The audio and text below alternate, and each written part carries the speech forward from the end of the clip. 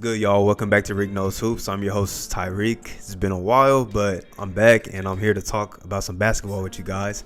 I was going to start this episode talking about the Miami Heat, but the Pelicans Trailblazers games really stuck on my mind because, you could just tell, just how young of a team New Orleans is, man. They were really in control of this game most of the way, national TV game on TNT. And, I mean, they were up double figures pretty much for, pretty much 3 total quarters of game time, it seemed like. And then, Damian Lillard happened.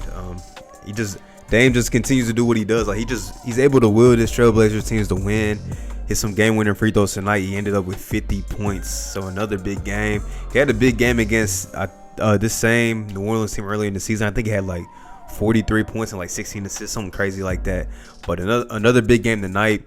And really, this is a game where, they had some double-figure scores, the Trailblazers did, because Dame, I think he might have had double figures assists again. I'm not 100% sure, but he did have 8 early on. He finished with 10. So, yeah, another double-digit assist game. But, Gary Trent was big for him being the second leading scorer. I think he had 22 off the bench, hit some big shots in that fourth quarter, too. But, as great as Dame is, Dame wills this team to wins a lot. I mean, shout out to CJ for getting back into the lineup. He didn't look too good, but he missed 6 weeks of basketball, so you don't expect that. But, this is a game for New Orleans, they should really be kind of kicking themselves for giving this one up. A game where Brandon Ingram and Zion both played amazing. Alonzo didn't shoot the ball great, but he's just playing his role. I think he ended up with 17 or 18 assists. He was really facilitating, just playing the lead guard spot to perfection. I mean, outside of those 3 guys, Nickeil Alexander Walker played really good. It seemed like he couldn't miss, but he had a critical play late in the game between him and Lonzo Ball. Lonzo inbounded it, and I don't know if the pass was too hot from Lonzo, but it looked like it just Nickeil just couldn't handle it. Just bounced right off his shoulder, bounced out of bounds, and then the next play, Dame Lillard comes down, tried to shoot a pull-up mid. It was a long 2-pointer, and he got fouled, and that's how the game-winning free throws occurred. And then Zoe, he made a great inbounds pass full court with 1 second left to Zion. Zion had a pretty decent look, but it just felt no good. But yeah, this is a tough game for New Orleans to lose because they were in control so well. Their defense looked really good early on in the game. But here's what I don't understand. And it's mainly when Steven Adams is in the game. And a lot of teams do this, especially against Damian Lillard and Steph Curry, great shooters off the pick and roll. They play the drop covers where the big man kind of sits in the lane. And those are routine shots. Dame even talked about it on JJ Redick's podcast a few months ago. It's just those are easy shots. They practice those shots 100 times out. They practice that shot so much. I don't get why teams continue to do that, but I'm not a coach. But some takeaways. I already said Nickeil looked really good for the Pelicans. This is a tough loss for them. I can't really I have to keep emphasizing that tough loss. As a young team, these are games that you can build upon, but losing these kind of games when you're up 17 points with I think 5 minutes left, those are just tough games for them to lose. Jackson Hayes plays pretty good pick and roll defense, and he's pretty good on switches too. He got switched on the Dame a few times early in that first half, and he played really good defense. Even in the fourth quarter, he got caught on the switch, but he played really good defense. He forced Dame into a tough layup that he made. That's just what great players do. But Jackson Hayes, people forget, people don't know, he didn't really start playing basketball until I think he was a sophomore, junior in high school. I got to watch him live. And you could just tell he was still a raw player then. He was just bigger than everybody, and was pretty athletic for his size. But people forget in basketball terms, he's a really young player, and he's still just a really young player in NBA years. He's only in his second year, so stay patient with him. I think he can become a really good player. But still, tough loss for the Pelicans, trying to get into that play-in range. This is a killer for them. They fall 6 games under 500. And let's talk about some of the other games I watched. I watched a lot of the Knicks and 76ers, especially the fourth quarter. And this is the question I want to pose. Can Tobias Harris be the closer on this team for them to be a championship team? Because, that's pretty much the expectation for them, to be a championship caliber team. And I'm not knocking Tobias Harris at all. I think the way that this team is constructed, he can be a closer because he can't, he's a he's a pretty like tough shot maker too. Like once he gets into his mid-range bag, like he's a tough shot maker. I mean, we've seen him hit a big shot against the Lakers early in the season. We've seen him tonight hit a big fadeaway to give his team a 2-possession lead. Like he can hit big shots, and he's been playing really good lately. I wonder what you guys think, if he can be the closer for this team to be a championship level team. That's really what I want to know. I think he can. He looked like an all defensive player tonight in the fourth quarter. Like he made some amazing defensive plays, especially against Julius Randle.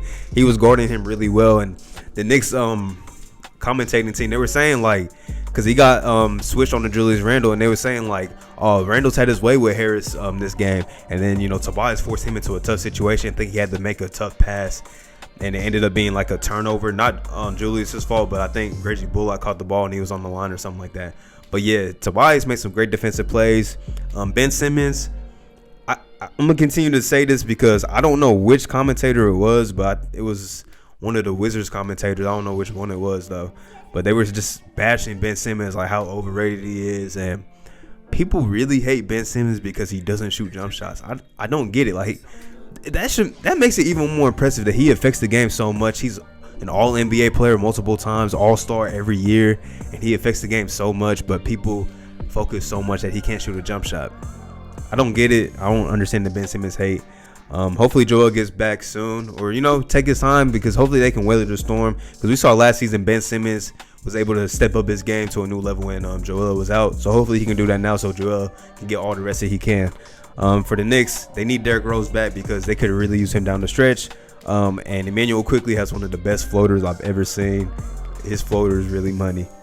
Yeah, let's talk about the Miami Heat, because people were wondering what's wrong with the Heat. Well, they were hurt. Like a bunch of players were down. I think they had some virus issues too, but they've been dealing with a bunch of injuries, and of course like losing Jay Crowder was a big loss for them. I don't know if Jay Crowder just wanted to go somewhere else, or if they just didn't offer him the money. But either way, Jay Crowder's gone. That's a big loss. Goran Dragic missed some time this season. We know how big he is for this team. He was their leading scorer in the playoffs last season. But Jimmy Butler's getting back to playing like how he was in the playoffs, man. He's just taking over. He's having the ball in his hands. His assist numbers have been going crazy. Of course, still very good on the defensive end, and he's making big shots again. They beat the Cavs tonight. I mean, I tuned in late, but they were pretty much just in control this whole game. Kelly Olynyk, he always seems to have he'll have average games for him, and then he'll just have one game where he scores like 15 or 17, 20 points or something like that. He had 17 tonight. Bam played pretty well. It's good just to see these guys getting healthy again. So the Heat, I think they're in the 4th spot right now. Not a team that I would want to see in the playoffs if I'm one of those top seeds. So definitely keep tabs on Miami Heat. I think they've won 10 of 11 or 11 of 12, something like that. They've been playing really good basketball. Next, I watched some of the Hawks and the Rockets.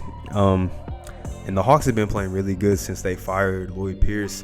Glad to see Nate McMillan get another shot as a head coach. Let's see if maybe he can solidify this interim role into a head coaching role. But the Hawks are another team. They're just starting to get a little more healthy. Bogdanovic is back. Gallinari's back. Gallinari had a really big night. And it's good in the game where Trae Young goes 3 for 13. You can still win. It helps that you're playing against the Rockets, who can't beat anybody right now. I think that's 17 straight losses. But Houston's in a weird spot. Victor Oladipo's been playing really good. I would hope that they would try and trade him, because it seems like one way or another he's going to end up in Miami. So you want to get at least something for him. Kevin Porter Jr., since he's been called up, has been playing amazing basketball. Shout out to him. Kenyon Martin Jr. had a big dunk tonight, and he's made some good plays too on the defensive side. Jayshawn Tate played really good too. He's another, they got some young guys that I think they can build with. It's good for them, obviously giving up James Harden. Probably could have got a better trade package back, but it's good that they do have some young guys that are showing really good flashes. So we'll see what the future looks like for that team. Good win for the Hawks, back up to 500 now.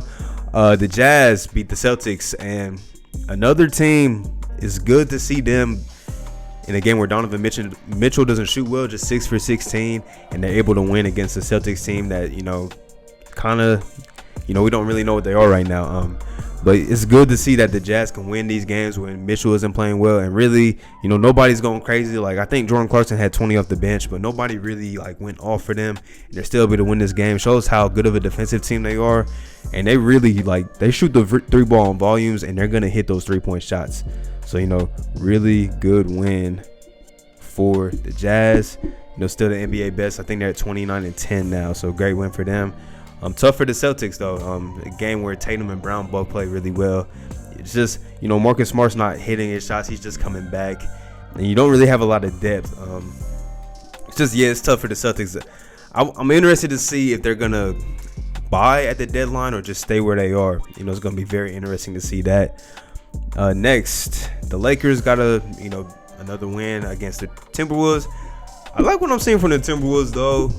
Weird to say that, but I just like seeing their young players get to play. Like Jalen Noel has been playing good lately. Naz Reid's been playing really well lately.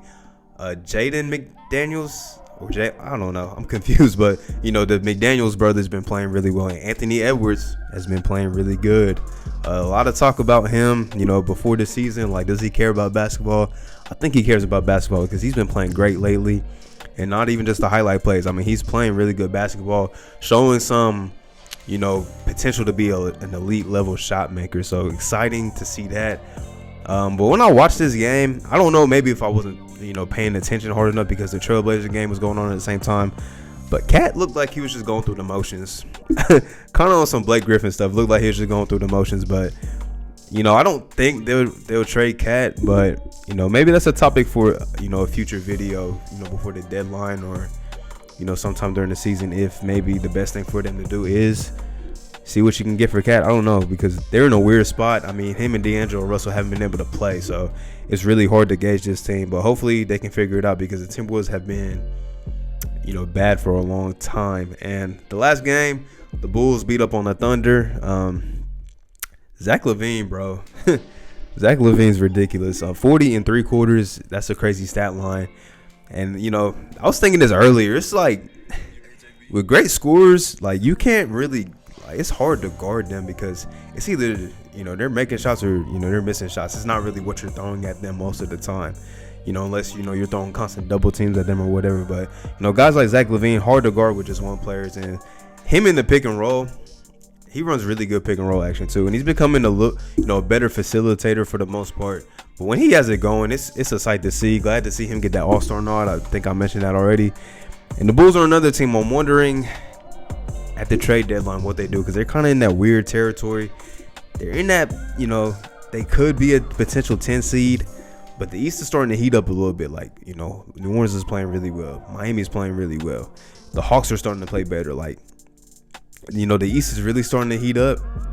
My bad, I'm getting kind of thirsty, but the East is really starting to heat up, and the Bulls are in a weird territory. They just lost a couple of games against some teams, missing star players that they maybe, should have won or at least been more competitive in, and they kind of got blown out. So they're in a weird territory, but it's gonna be interesting to see because, they have a weirdly constructed team, and it's. I'm sure, Ack in the front office, their new GM, I'm sure, he knows what his plans is. But I think just like the trade deadline is going to be interesting in general. We might see some splashes or we might see nothing. It's going to be interesting. But, the Bulls, they're in that 10 seed range, my bad. But, we're going to see how they look. Shea had a pretty okay night, but he's been playing really well lately, so not a knock on Shai. He's been playing great lately. Actually, he's had a lot of 30-point games, it seems like, lately. OKC,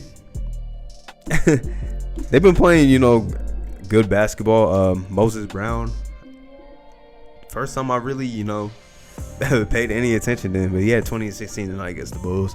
So good game for the young player from OKC, and for them it's just all about getting their young players reps and getting some good draft picks, which we know they got a lot of. But yeah, that's all the games from tonight. It's good to be back. I miss, talking basketball with you guys. It's been a busy time. But, I'm back, and hopefully I'll get a video out tomorrow. Actually, I will get a video out tomorrow. Maybe more than one. I don't know. It depends on how I'm feeling. Might get more than one out, but appreciate y'all for tuning in. Make sure you leave a like and subscribe, and I'm going to be back next time, y'all. Peace.